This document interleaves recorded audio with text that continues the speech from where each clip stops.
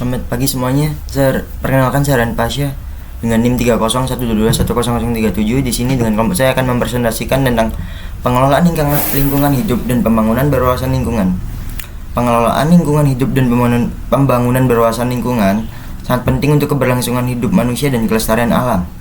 Dalam presentasi ini kita akan membahas konsep, tantangan, prinsip, dan strategi dalam pengelolaan lingkungan ikut serta dalam membangun berkelanjutan. Oke. Pentingnya pengelolaan lingkungan hidup adalah ada tiga, yaitu kelestarian alam dan keseimbangan ekosistem. Pengelolaan lingkungan hidup menjaga keseimbangan ekosistem dan menjaga kelestarian alam sebagai sumber daya bagi kehidupan manusia. Dan yang kedua adalah mencegah dampak buruk lingkungan. Pengelolaan lingkungan hidup dapat mencegah dampak buruk dari berbagai aktivitas manusia yang tidak ramah lingkungan. Dan yang ketiga, konservasi sumber daya alam. Pengelolaan lingkungan hidup mendukung konservasi sumber daya alam dan pemanfaatan sumber daya secara berkelanjutan. Untuk konsep pembangunan berwawasan lingkungan ada 4, yaitu energi terbarukan, pengelolaan limbah, transportasi publik, dan pertanian kota. Dan slide selanjutnya akan dilanjutkan oleh teman saya. Tantangan lingkungan sendiri ada 3. Yang pertama, kerusakan lingkungan. Kerusakan hutan, terjadinya bencana alam, dan terkikisnya sumber daya alam adalah tantangan utama pengelolaan lingkungan hidup. Untuk yang kedua, konsumerisme berlebihan. Stigma konsumerisme berlebihan yang mengesampingkan pengelolaan lingkungan hidup yang berkelanjutan. Dan yang ketiga, ketidakpedulian masyarakat. Ketidakpedulian masyarakat terhadap lingkungan hidup dan kurangnya kesadaran terhadap pentingnya pengelolaan lingkungan hidup.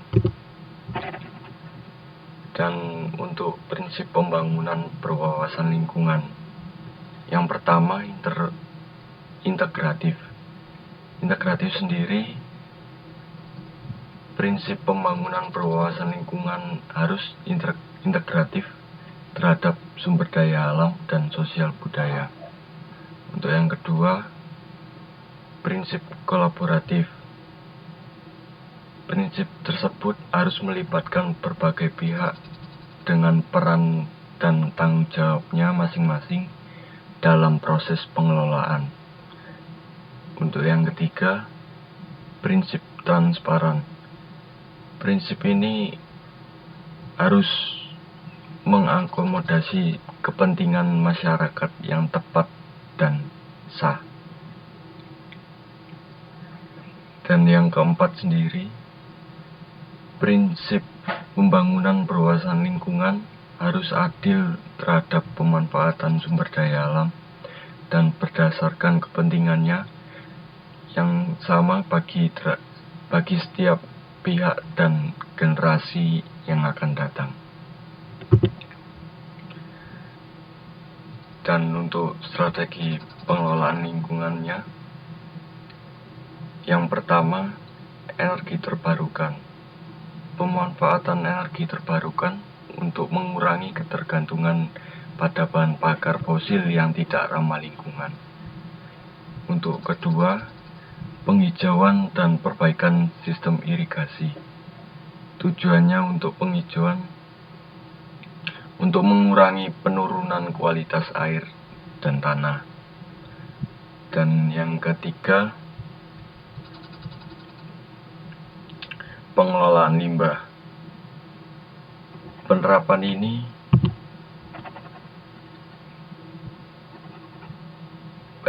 penerapan pengelolaan limbah dengan konsep 3R dan prinsip zero waste. Dan yang keempat, transportasi publik.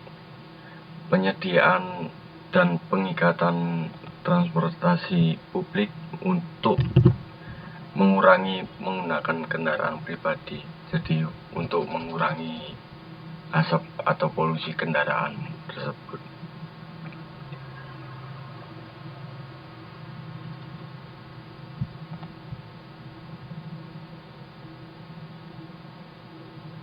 Editan.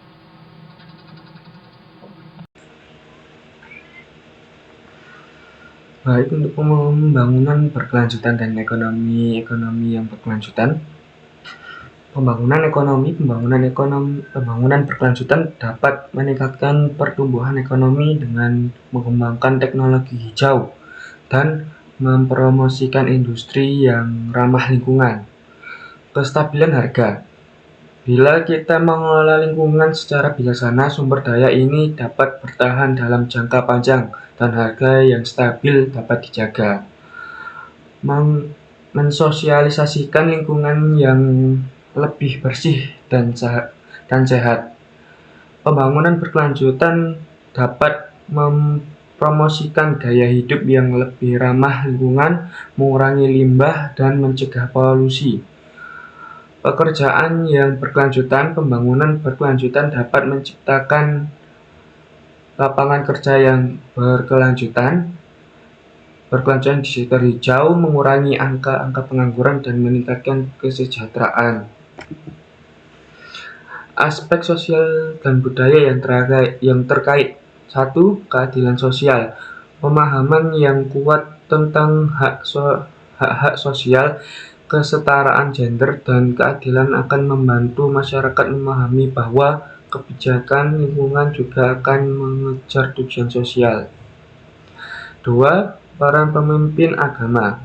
Agama juga dapat memainkan peran penting dalam menghasilkan pengikut yang peduli lingkungan dan melakukan tindakan yang dituntun agama tersebut. 3. Pendidikan. Kurikulum pendidikan nasional harus melibatkan materi-materi pelajaran yang berhubungan dengan pelestarian alam, konservasi, dan pengenalan spesies flora dan fauna dalam sistem ekosistem.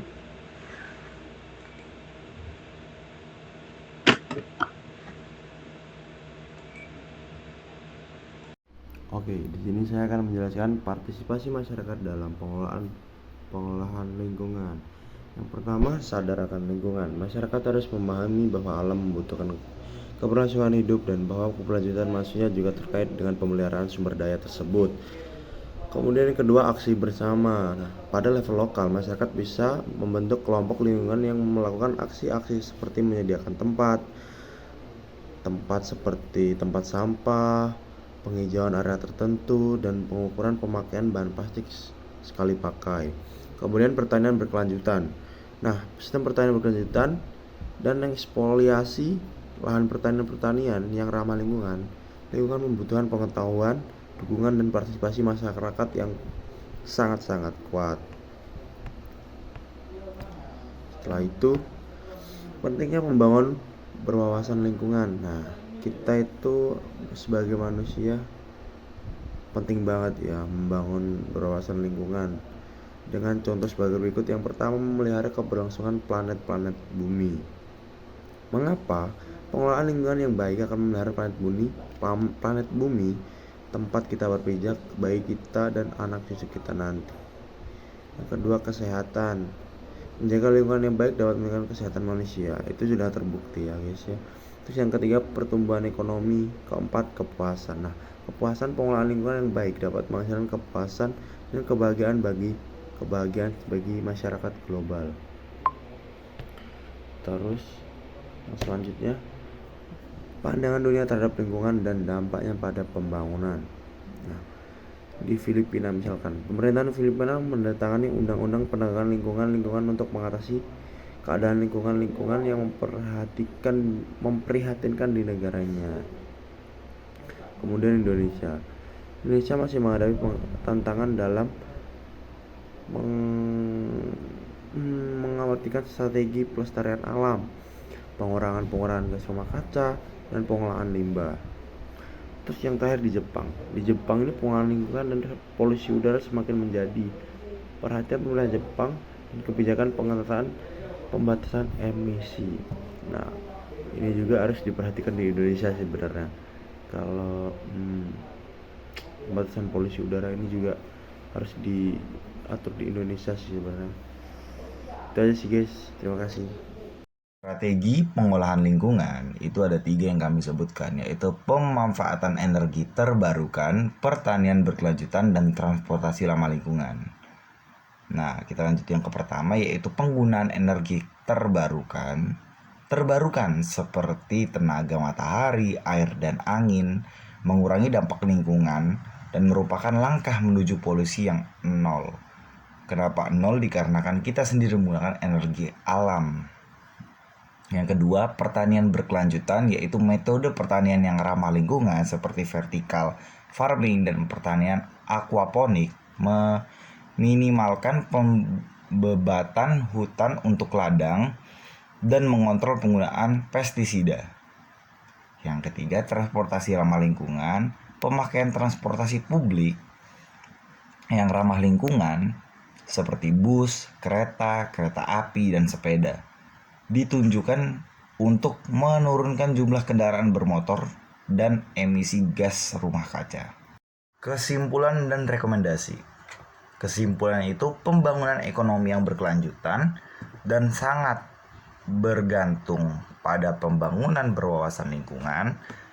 Imbauan, perlu adanya kampanye lingkungan di dalam masyarakat untuk mengiklankan pembekalan sikap peduli lindungi atas lingkungan. Rekomendasi, upaya untuk menciptakan lingkungan yang sehat dan lestari harus menjadi pusat perhatian semua orang, dari pemerintah, masyarakat, hingga individu. Kesimpulannya adalah pengetahuan tentang pentingnya pengolahan lingkungan hidup dan pembangunan berwawasan lingkungan, tetangga, dan konsep pembangunan berwawasan lingkungan, prinsip dan strategi pengolahan lingkungan harus menjadi perhatian yang tidak kan untuk mendukung keberlangsungan hidup dan alam lestari. Sekian dari kelompok kami, terima kasih.